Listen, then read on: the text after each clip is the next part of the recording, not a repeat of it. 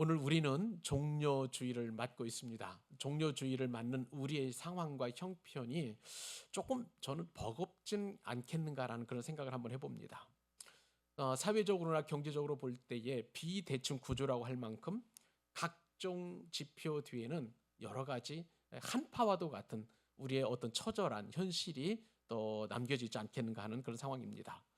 올해 우리나라의 어떤 경제 전망이나 각종 지표를 보니까 수치상은 완만한 회복이다. 또 그다음에 코스피 지수가 얼마만큼 올라간다. 이렇게 이야기를 하고 있지만 그 뒤에 따라오는 여러 가지 지표들은 정말 우리 경제가 얼마나 어렵고 심각한지를 국민 누구라도 다 인정할 만큼 그렇게 어려운 상황을 우리가 지나고 있는 것 같습니다.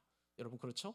환율도 오르고 또 전쟁으로 인해서 또 유가도 폭등하고 있고 또 세금도 더 많이 내야 된다고 이야기하기도 하고 또 그런 어떤 여러 가지 지표들이 보니까 참 저와 여러분들에게 어떤 위축감을 주는 어떤 그런 상황이 아니겠는가라는 그런 생각을 한번 해보게 됩니다.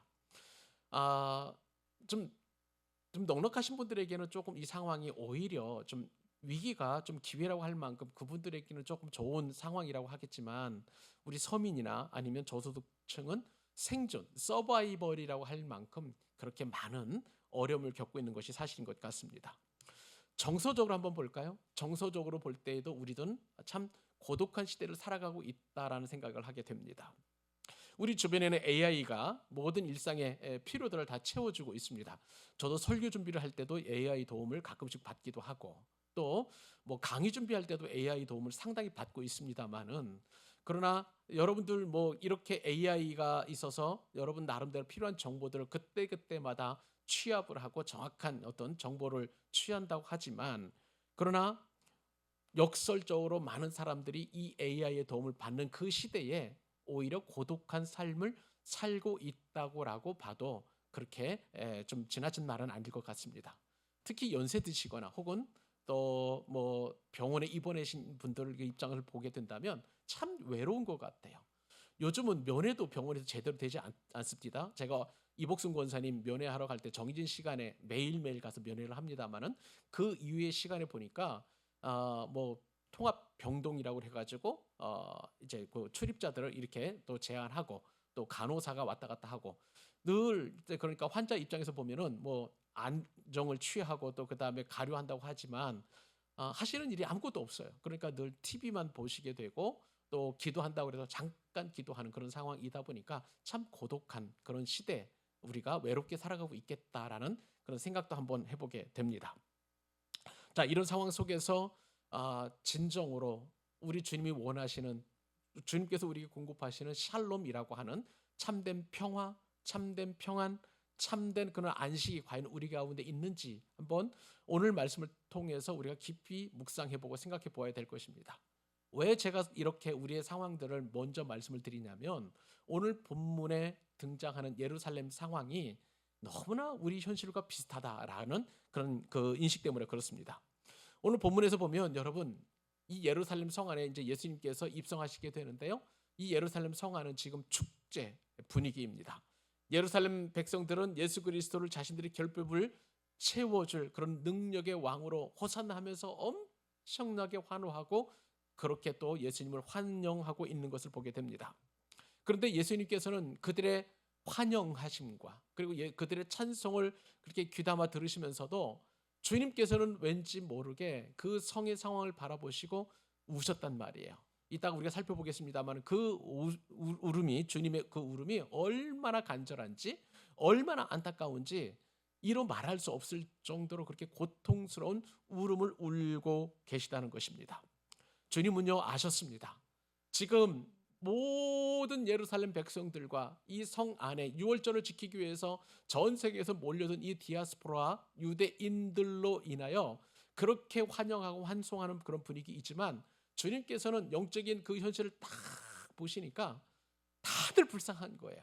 그리고 참된 평화를 알지 못한 채 고함 지르고 또 소리 지르는 저 예루살렘 성 안에 있는 모든 사람들을 보시고 너무나 안타까우셔서 눈물을 짓고 있는 상황이 바로 오늘 본문 가운데 있습니다. 예루살렘은요 화려한 도시였습니다. 번성하는 도시였고요. 그리고 무려 헤롯 대왕이 46년 동안이나 엄청난 노력과 그리고 공을 들여서 세운 웅장한 그런 성전이 서 있는 그런 상황 속에서 주님은 오히려 저 영적으로 공허한 예루살렘 백성들을 향하여 눈물 짓는 그 모습을 우리가 보고 있는 것이죠. 여러분들은요, 오늘 말씀을 들으면서 분명하게 결심하셔야 합니다. 과연 나는 어느 쪽에 속해 있는가? 나는 지금 무리 속에 소속되어 있으면서 환호 지르고 풍요를 누리고 그리고 정말 그 웅장함에 취해서 나의 인생도 그 물결에 휩쓸려 있는지, 아니면 예수님 편에 서서 그리고 나의 현실과 나의 상황을 직시하고 내가 이렇게 공허하고 빈곤한 인생이고 꼭 평화의 왕이신 예수님이 나에게 필요한 것인지 분명하게 우리는 선택해야 될 때 저와 여러분은 후자 편에 서서 예수님 편에 서는 그 은혜가 있기를 바랍니다. 오늘 말씀은 바로 그 은혜를 우리가 얻기 위하여 이 말씀을 듣는 것이죠. 그래서 오늘 환호 속에 흐르는 주님의 눈물이라는 제목으로 말씀이 증거될 때에 저와 여러분이 주님의 그 귀한 마음을 우리가 품고 주님 편에 서는 그 은혜와 축복이 있기를 간절히 소망합니다. 자, 오늘 말씀을 통해서 하나님께 들려주신 세 가지 은혜 가운데 첫 번째 교훈은 무엇이냐면 침묵시킬 수 없는 찬양이라는 거예요. 우리가 하나님을 찬양할 때 여러 상황들과 형편이 우리를 침묵시키게 하지만, 그러나 우리가 주님을 진정으로 만날 때 우리는 그 찬양을 침묵하지 않고 할 수 있다는 그 교훈을 우리가 살펴보게 됩니다. 자, 오늘 본문에 보면 여러분 종려주일이라고 말씀을 드렸습니다. 예수님께서 이제 어린 나귀 새끼를 타고 예루살렘 성에 입성하시게 되는데요. 그런데 이 예루살렘 그 성 안에는 엄청나게 큰 사람들의 함성이 두 종류로 지금 흐르고 있는 것을 보게 됩니다. 하나는 터져 나오는 그런 우렁찬 찬양의 소리이고, 또 다른 하나는 그 찬양을 막으려고 하는 그런 어떤 큰 뭐라 그럴까요? 소리 지름이라고 할까요? 그렇게 우리가 살펴보게 될 것입니다. 겉으로 볼 때 다 종교적인 언어이지만 그러나 그들 마음의 중심, 그 마음의 방향은 서로 다르다는 것을 우리가 알게 됩니다. 자, 오늘 말씀 38절로 40절까지 석절 말씀 같이 한번 읽어보면서 그 의미를 한번 다시 새겨보도록 하겠습니다. 같이 한번 읽어주시죠. 시작. 이르되 찬송하리로다. 하늘에는 평화요 가장 높은 곳에는 영광이로다 하니, 무리 중 어떤 바리새인들이 말하되 선생이여 당신의 제자들을 책망하소서 하거늘 대답하여 이르시되 내가 너희에게 말하노니 만일 이 사람들이 아멘. 지금 예수님께서 나귀를 타시고 예루살렘으로 들어가시죠? 그렇습니다. 지금 예수님께서는 나귀를 타시고 예루살렘 성에 입성하시는 것입니다. 자, 이 예루살렘 성에 입성하시는 그 예수님은 어떤 상황일까요? 오래전 선지자가 예언했던 대로 겸손하신 메시아께서 어린 나귀 새끼를 타고 이제 예루살렘 성에 입성하시는 그런 상황 가운데 계신 것입니다. 자, 이런 상황에서 길가에는 엄청나게 많은 인파들이 그렇게 넘쳐났습니다. 얼마 전에 지난주인가요? BTS라는 엄청난 그룹이 광화문에서 공연을 했다면서요. 뭐 몇몇 명 되고 몇십만 명 되고 뭐 이렇게 되는데 저는 잘 모르겠습니다만은 모르긴 몰라도 그 BTS 공연보다도 더 많은 인파들이 지금 만왕의 왕 되신 그 예수님이 이제 입성하시는 그것을 환영하느라 지금 길거리에 쫙 늘어서서 지금 예수님을 맞이하고 있는 그런 상황일 것입니다. 그들은요 메시아를 맞이하기 위해서 겉옷을 벗어가지고 길거리에 쫙 깔았습니다. 그때 당시에 여러분 이 겉옷이라는 것은 우리가 입는 겉옷하고 달라요. 왜냐하면 이 겉옷이라는 것은 여러분 생존과 관련된 부분이에요. 우리는 체험하지 못했습니다만 한여름에 우리보다도 더 높은 온도가 있죠. 뭐 거의 우리가 36도, 37도만 돼도 엄청나게 더운 날씨인데 중동 지역은 보통 42도가 넘어갑니다. 그런데 한밤중에는 이제 온도가 뚝 떨어져 가지고 뭐 한 5도, 6도쯤 되는 그런 온도로까지 떨어진다고 그래요. 그러니까 일교차가 보통 한 37도 혹은 뭐 많으면 40도까지 떨어지게 되는데, 그런 상황 속에서 입는 이 겉옷이라는 것은 생존 그 자체예요.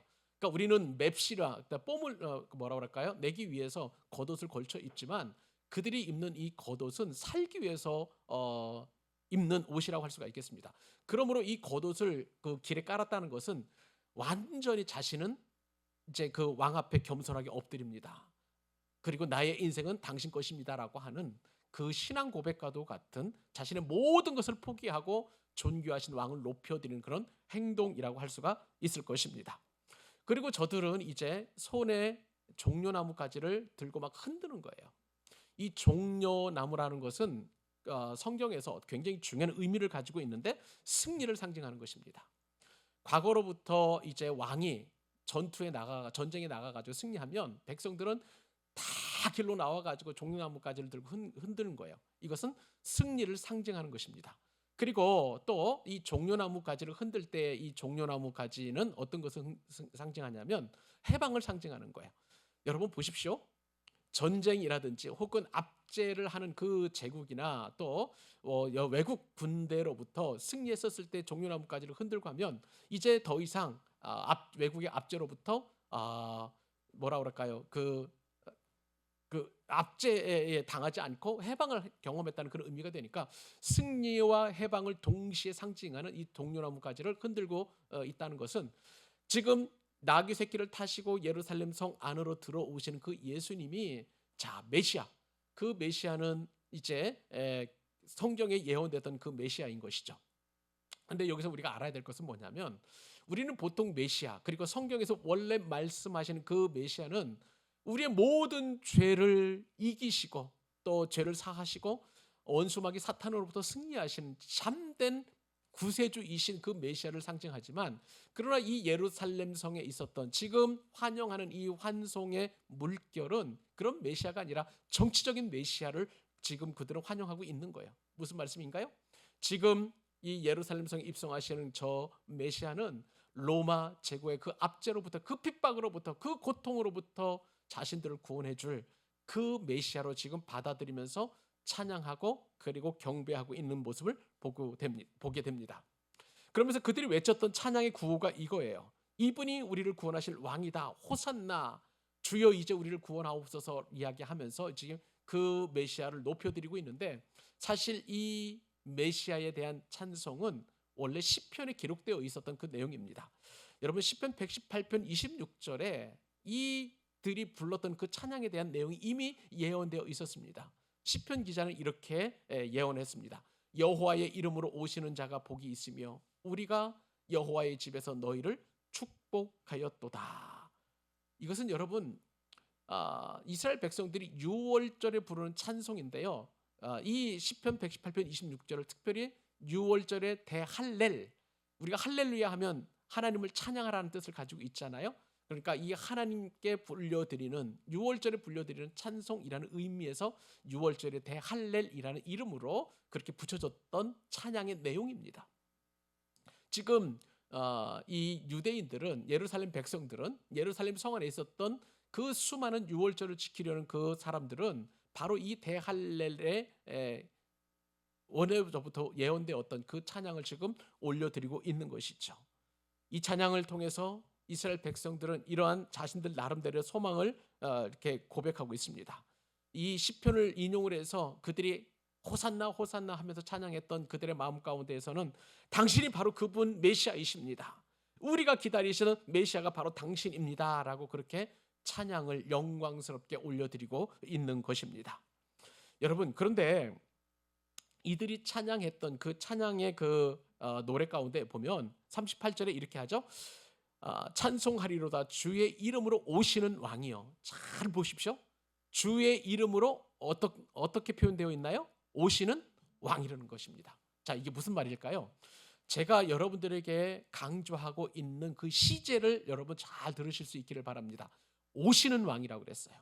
이미 오셨던 왕이 아니라 지금 오시고 계신, 그러니까 현재 진행형 형태에서의 메시아를 그들은 찬송하고 있는 것을 보게 됩니다. 자, 이게 무슨 얘기입니까? 지금 메시아는 현재 오시는 분이세요. 그리고 역사 속에 지금 이 순간 메시아로서 발을 들여놓으시는 그 메시아라는 뜻을 가지고 있는 것입니다. 이것은요, 이스라엘 백성들 가운데 비록 정치적인 메시아를 그들이 찬송하고 있지만 그들 마음 가운데 있었던 그 궁극적인 메시아에 대한 소망, 그분이 지금 오시고 있다라고 하는 감격과 감동을 그렇게 찬송하고 있는 유대 백성들의 모습을 보게 됩니다. 그래서 지금 메시아가 막 들어오시는, 메시아로서 막 입성하시는 그 현재 진행형의 찬송을 지금 이 예루살렘 백성들이 하고 있는 것이죠. 사랑하는 여러분, 여러분들이 예수님을 찬송할 때의 그 찬양의 시점이 언제인지 한번 보실 수 있기를 바랍니다. 저는요, 이 말씀을 통해서 여러분 한 분 한 분들을 축복합니다. 나에게 오시는 이 메시아는 지금 이 순간 오시는 왕이심을 여러분 믿으시기 바랍니다. 무슨 말씀인가요? 내가 이렇게 고통 가운데 있고, 내가 이렇게 염려 가운데 있고, 내가 이렇게 어려운 환경 가운데 있지만 그 상황에 지금 오시는 그 메시아가 바로 우리가 찬양하는 그런 예수님이라는 사실인 거예요. 그것이 우리에게는 얼마나 큰 위로와 소망이 될까요? 내 힘으로 인생을 살아내려고 발버둥치고, 그리고 그렇게 노력해도 그 문제는, 그 상황은 완전히 벗어나지 않는 그런 상황 속에서도 지금 나를 구원하시기 위하여 지금 오시는 그 메시아가 바로 우리가 찬양하는 메시아라는 사실인 것이죠. 종료주일에 이 말씀 저와 여러분들이 큰 위로가 되실 수 있기를 바랍니다. 나와 함께 하시는 예수님, 나의 이 상황에 함께 하시는 예수님, 그리고 나를 외면하지 아니하시고 나를 멸시하지 아니하시고 나와 동행하시는 그 예수님이 지금 이 순간 우리와 함께 하시는 예수님이심을 여러분 믿으시기 바랍니다. 두 번째, 이 이스라엘 백성들이 찬양하는 그 찬양의 내용을 한번 보십시오. 하늘에는 평화요, 가장 높은 곳에서는 영광이로다. 여러분, 이 말씀 우리가 어디에 많이 들었던 말씀 아닐까요? 예수님께서 이 땅에 태어나셨을 때의 성탄절에 천사들이 불렀던 찬양 여러분 기억하시나요? 누가복음 2장 14절입니다. 지극히 높은 곳에서는 하나님께 영광이요, 땅에서는 하나님이 기뻐하신 사람들 중에 평화로다. 하나님께 영광이고, 이 예수님의 탄생이 하나님을 기뻐하시는 사람들 중에는 평화, 샬롬이라고 그렇게 천사들이 외쳤던 그런 찬양이었던 것이죠. 지금 그렇다면 여러분, 예수님은 이 땅에 태어나셨을 때에 하나님께 영광이 되고 사람들에게 평화가 되었던 그 예수님의 놀라운 샬롬의 은혜가 종료주일에도 지속되고 있는 줄 믿기 바랍니다. 그리고 그 하나님의 샬롬의 은혜가, 그리고 하나님께 영광이, 그 예수님의 그 우리와 함께 하심의 그 은혜가 우리에게는 샬롬이고 하나님께는 영광이 된다는 사실이에요. 이 찬양은 여러분, 그렇기 때문에 저와 여러분들이 불러야 될 찬양이에요. 먼 2000년 전에 예루살렘 성에서 불렀던 그 예루살렘 백성들이 부르는 찬양뿐만 아니라 지금 이 순간 이 현장에서, 그리고 우리 삶의 상황 속에서 저와 여러분들이 불러야 될 찬양인 줄로 믿습니다. 이번 주간에 우리가 고난 주간을 보낼 때요, 우리가 예수님으로 인하여 하나님께는 영광이고 우리에게는 샬롬이다, 평화와 평안이고 평강이다라고 그렇게 찬양하는 큰 은혜가 있기를 우리 주님의 이름으로 축복합니다. 여러분, 그런데 이렇게 많은 사람들이 하나님께 영광이고 우리에게는 샬롬이다라고 그렇게 찬양하고 있는데, 또 다른 엄청난 목소리가 들려옵니다. 마치 그 찬양의 열기를 식히려는 찬물을 쫙 끼얹는 듯한 그 고한 목소리가 들려오고 있는데, 여러분, 그것은 39절이에요. 39절에 어떻게 나오냐면, 바리새인들이 그 찬양의 현장에 딱 등장하면서 당신의 제자들을 책망하소서, 그렇게 큰 소리로 고래고래 소리를 지르고 있는 것을 보게 됩니다. 여러분, 그러면 당신의 제자들을 책망하십시오라고 그렇게 외쳤던 사람들이 누굴까요? 바리새인들이에요. 바리새인들은 당시 유대 사회에서 가장 종교적인 사람들이에요. 가장 율법을 잘 알고 율법을 지켰다라고 그렇게 자랑하던 그런 사람들이 지금 찬물을 쫙 끼우면서 당신들 제자들을 지금 책망하십시오라고 그렇게 큰 소리로 그렇게 외치고 있는 것을 보게 됩니다. 여러분, 그 바리새인들이 책망했던 그 책망이 어떤 상황인지 아세요, 여러분? 책망하소서라는 단어가 여러분 교환에도 제가 적어드렸는데 에피티메손이라는 그런 헬러 단어를 씁니다. 이것은요, 여러분 뭐냐면 단순한 요청이 아니에요. 자, 당신의 제자들을 책망하시어 주십시오, 그러면 좋겠습니다라고 하는 그런 청원도 아니에요. 그렇게 소리 질러 가면서 강력한 명령형으로 바리새인들이 감히 예수님에게 그렇게 명령하고 있다는 것입니다. 당신 제자들의 입을 막으시오. 지금 당장 저 소리를 멈춰 주십시오라고 그렇게 강력하게 명령하고 있다는 것입니다. 그러면 지금 바리새인들은 왜 예수님에게 그렇게 무리들의 찬양을 막으라고, 제자들의 찬양을 틀어 막으라고 그렇게 명령하고 있을까요? 세 가지 이유 때문에 그렇습니다. 첫 번째는 뭐냐면 정치적인 이유예요. 예수님이 왕으로 지금 예루살렘 성에 입성하시니까, 그렇다면 어떤 상황이 되냐면, 예수님이 왕이 되면 예수님과 척을 졌던, 예수님을 미워했던 자신들은 그 기득권 세력으로부터, 그러니까 백성들로부터 사랑과 존경을 받았던 그 모든 이익을 다 빼앗기기 때문에 정치적인 목적으로 인하여 지금 예수님 앞에 이렇게 험한 명령을 하고 있는 거예요. 이게 첫 번째 정치적 목적이고요. 두 번째 목적은 또 신학적 목적이기 때문에 그렇습니다. 자, 예수님이 이제 왕으로 오시면, 메시아라면 예수님이 하나님이 되는 거예요. 하나님이 보낸 그런 어떤 특별한 그 구세주이기 때문에 그렇습니다. 근데 자신들의 입장에서 볼 때에, 자, 여호와 야훼라고 하는 그 하나님 외에 다른 하나님은 없기 때문에 신학적으로 이게 문제가 되어서 그들은 제자들의 입을 틀어 막으라고 그렇게 명령하고 있는 것을 보게 됩니다. 세 번째로는요, 권력적 이유 때문에 그렇습니다. 무리가 예수님을 따르고 예수님을 추종할수록 자신들의 영향력은 점점 줄어들게 될 거예요. 그러면은 자신들이 얻는 이익이 없어요. 자신들이 가지고 있었던 그 알량한 권력조차도 다 내려놓아야 하기 때문에 그들은 그렇게 무리들의 찬양을 입을 틀어 막으면서까지 그렇게 방해하고 있는 모습을 보게 됩니다. 여러분, 이 말씀을 통해서 사람이라는 존재, 인간이라는 존재는 익숙해진 은혜 앞에서 종종 불편함을 느끼게 된다는 것을 알게 됩니다. 자, 무슨 말일까요? 하나님은 우리에게 늘 은혜 주시기를 원해요. 그런데 기득권에 있는 사람들은 그 은혜가 자신에게 유리한 쪽으로 자꾸 바꿔내려고 하는 거예요. 그것이 자신들에게 유익이 되기 때문에 그런 거예요. 그런데 이 은혜의 방향이나 그리고 그 은혜가 새로운 어떤 관점으로 임하게 된다면 그들은 용납을 하지 못하는 거예요. 그래서 지금 바리새인들이 그렇잖아요. 그들이 그동안 누려왔던 율법 해석의 특권, 그리고 율법을 준수함으로 말미암아 많은 사람들로 받았던 존경, 그리고 그로부터 얻었던 그 경제적 모든 것들을 다 잃어버리기 때문에 그 기득권을 살리기 위해서 메시아라 할지라도, 실제로 예수님이라 할지라도 그들은 어떻게든지 간에 무리들로부터 그 찬양과 경배와 그리고 그들이 가지고 있었던 모든 권력을 유지하기 위하여 주님을 향한 그 어떠한 찬양의 형태도 틀어막으려고 하는 그런 기가 막힌 현장이 이 본문 가운데 있는 것을 보게 됩니다. 그런 상황에서 주님께서 말씀하시죠. 어떤 말씀을 하실까요?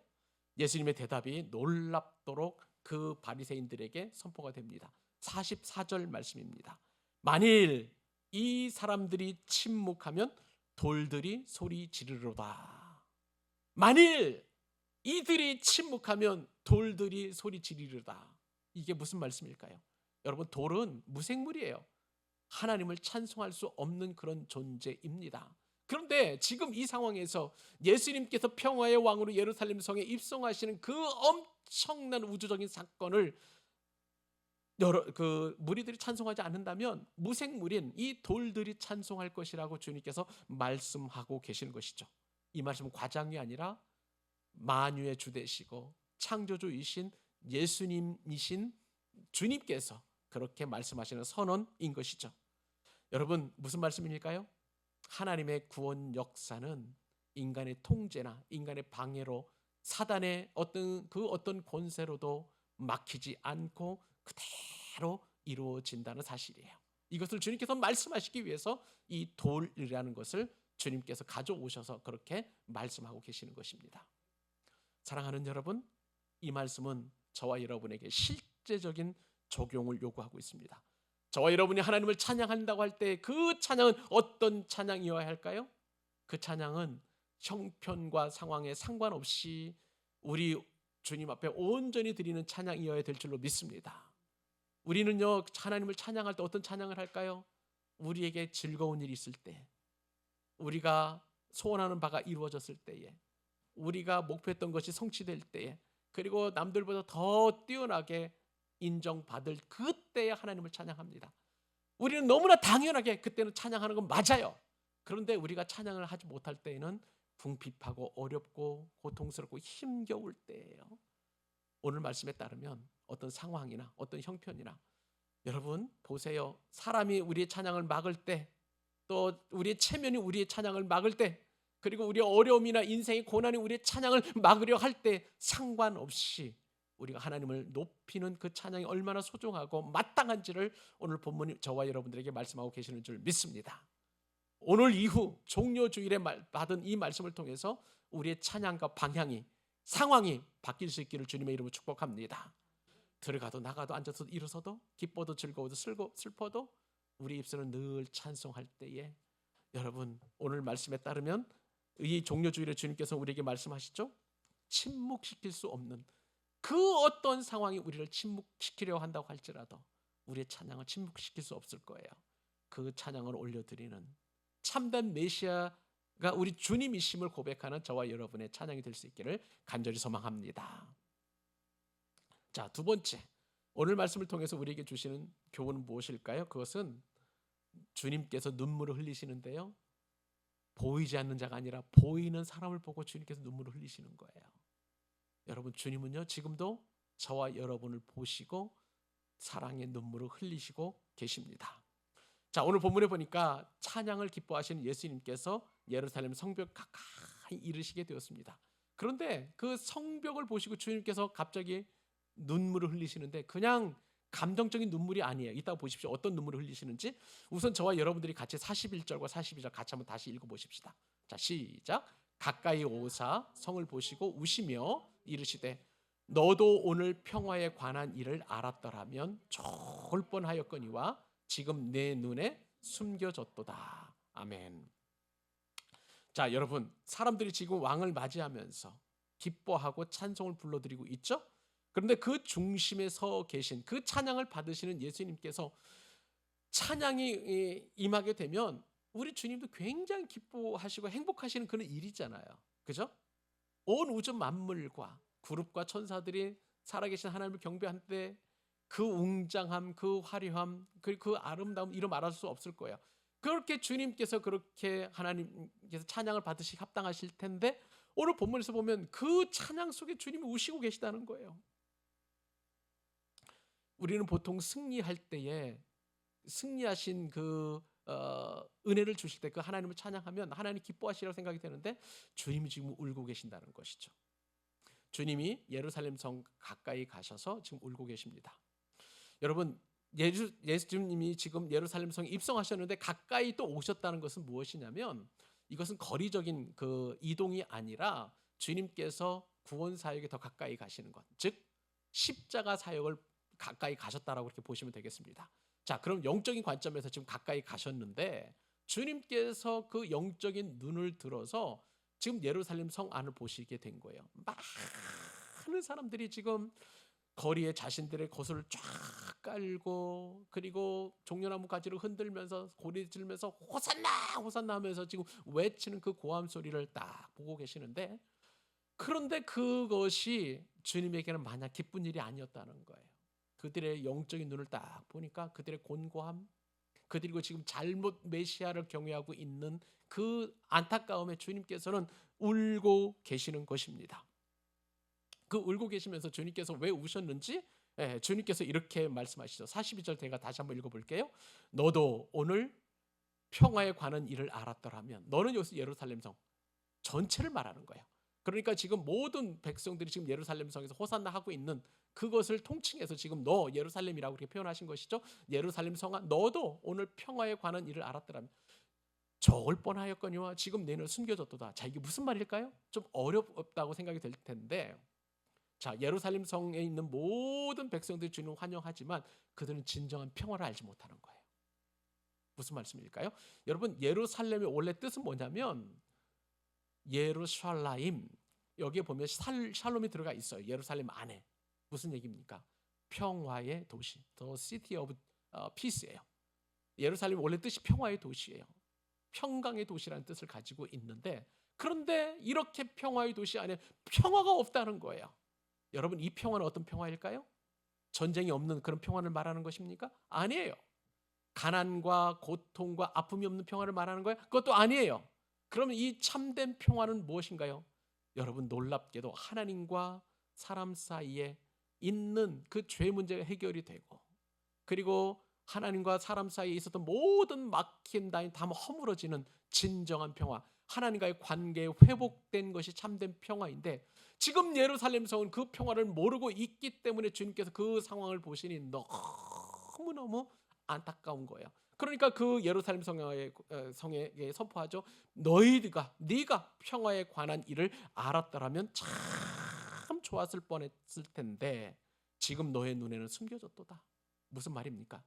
지금 평화의 왕이신 예수님께서 하나님과 사람 사이에 그 평화를 주시기 위해서 입성하고 계시는데 불구하고 그들은 진정한 평화의 왕이신 메시아를 알아보지 못하고 그저 정치적인 메시아로만 그들이 만족하고 그렇게 호산나 찬송하고 있기에 그것이 얼마나 안타까운지 모르겠다라고 지금 말씀하고 계시는 것입니다.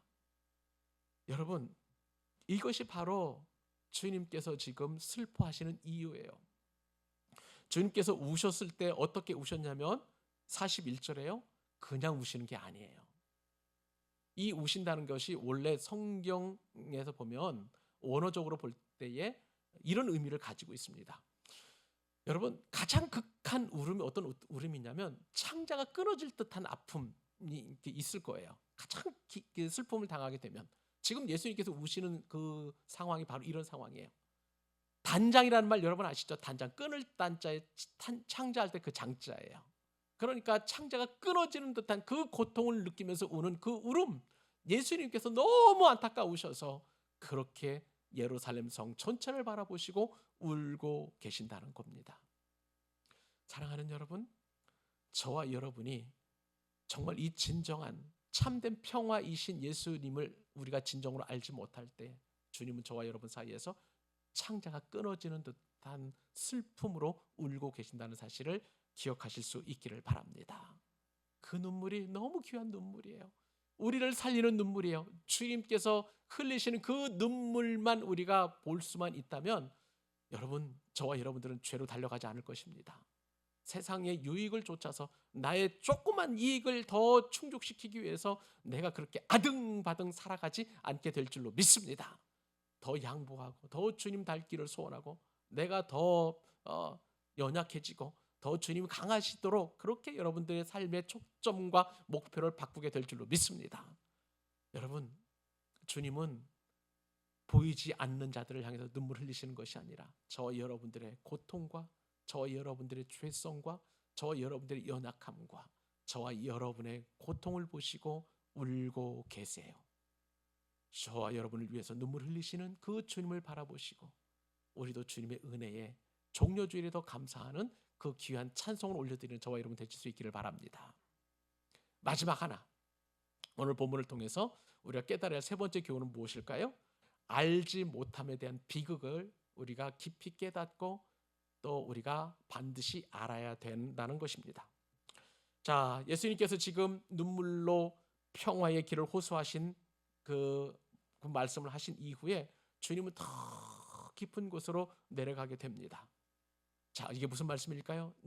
단장의 그 눈물을 흘리신 그 예수님께서는 이 예루살렘 성을 향하여 엄중한 예언을 말씀하시는데 그것은 멸망의 예언이고 저주의 예언이에요. 그렇게 주님의 눈물을 외면했었을 때에 이 예루살렘 성이 어떻게 되었을까? 어떻게 될까를 주님께서 말씀하시는데 마지막 여러분 한번 읽어주십시오. 19장 43절로 44절 같이 한번 읽어보도록 하겠습니다. 자, 시작. 날이 이를지라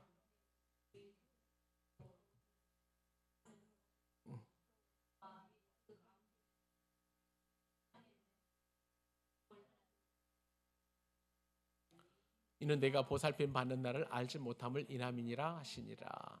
아멘. 자, 이게 무슨 말씀일까요? 날이 이를지라. 어떤 날일까요?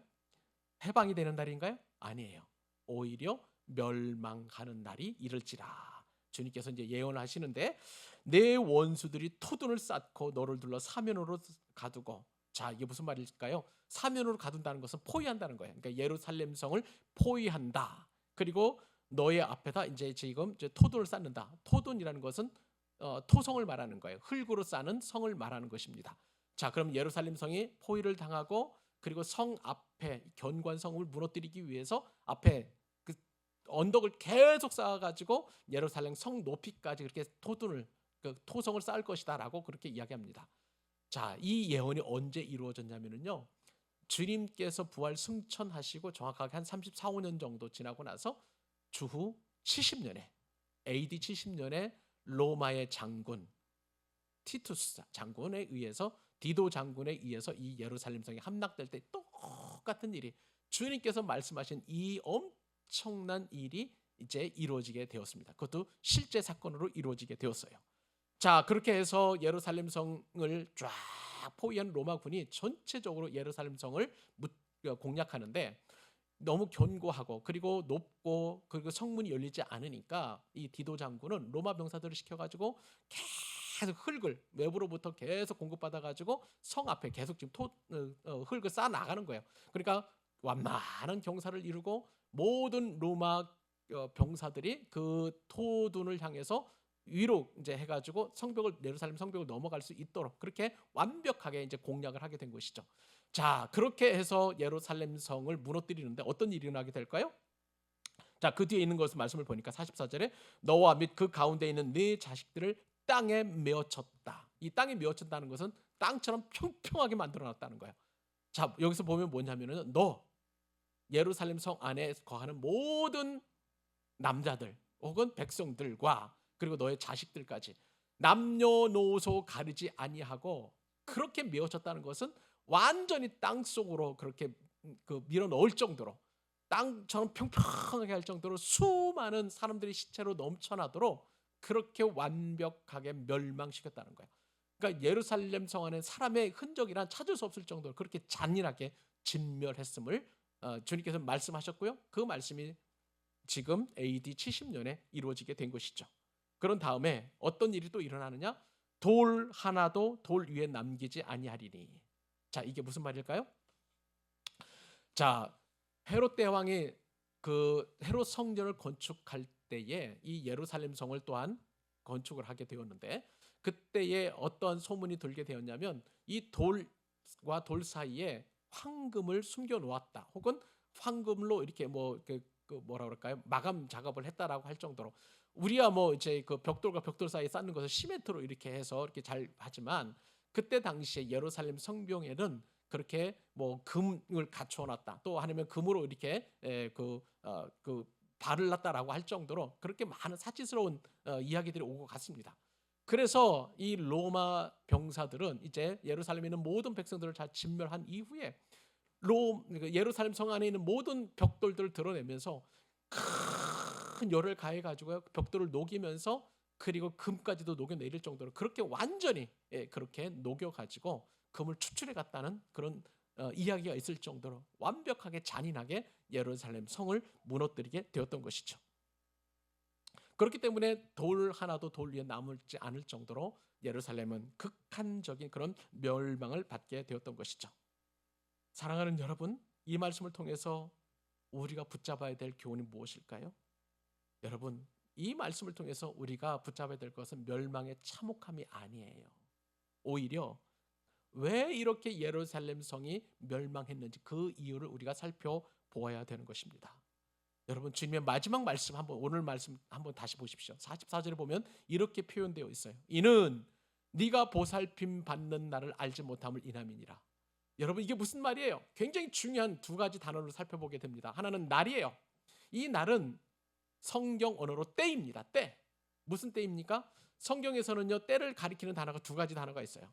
시간을 말하는 것인데 그 시간은 그냥 일반적으로 흘러가는 지금 2026년 3월 28일은 일반적으로 흘러가는 크로노스의 타임, 크로노스의 때라고 그렇게 이야기합니다. 일반적인 흐르는 시간적인 흐름을 말하는 거예요.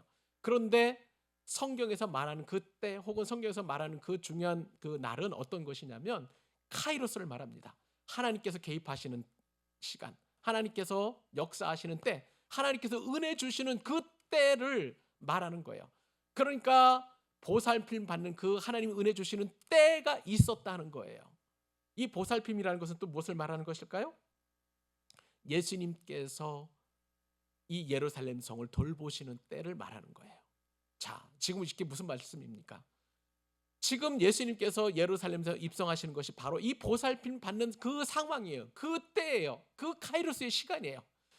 메시아 되신 그 예수님을 믿어야 될 때, 그리고 회개하고 주님 앞으로 돌아와야 될 그 때를 지금 예루살렘 모든 백성들이 알아야 되는데, 이 말씀에 따르면 너희들이 알지 못함을 인함이라.